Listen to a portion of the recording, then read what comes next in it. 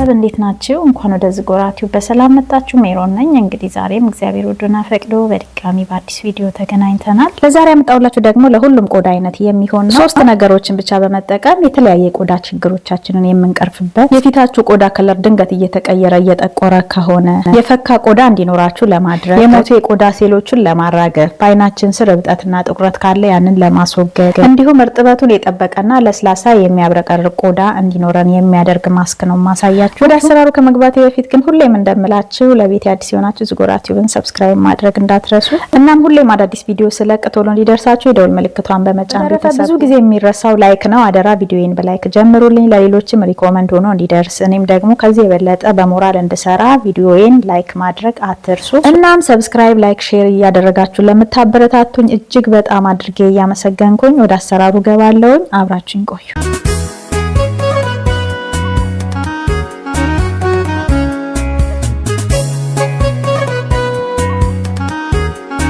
ስንገባ እንግዲህ ሁሌም ለፊታችን ብለን የምንጠቀምበት ንጹህ ቃል ሊኖረን ይገባል። በመቀጠል ለዛሬ የምጠቀመው የመጀመሪያው ግብአቴ እርጎ ነው። እርጎ እንግዲህ በላክቲክ አሲድ የበለጸገ ዚንክና ቫይታሚኖች በውስጡ ያሉት ሲሆን የሞቱ ሴሎችን ለማራገፍ፣ ቆዳን ለማፍካት፣ ብጉርን ለመቀነስ፣ የፀሐይ ቃጠሎን ለማስታገስ፣ የቆዳ መለጠጥን ለማሻሻልና እርጅናን ለመከላከል ይጠቅማል። በመቀጠል የሚያስፈልገን ቡና ሲሆን ቡና አንቲኦክሲደንት በቆዳችን ላይ የሚገኙ አላስፈላጊ ነገሮችን ኤክስፎሌት በማድረግ አይናችን ስር እብጠትና ጥቁረት ካለ እሱን በማስወገድ በተለያዩ ምክንያት ፊታችን ላይ የሚወጡ ቁስለቶች ካሉ እነሱን በማከም ይጠቅማል። በሶስተኛ የሚያስፈልገን ማር ነው።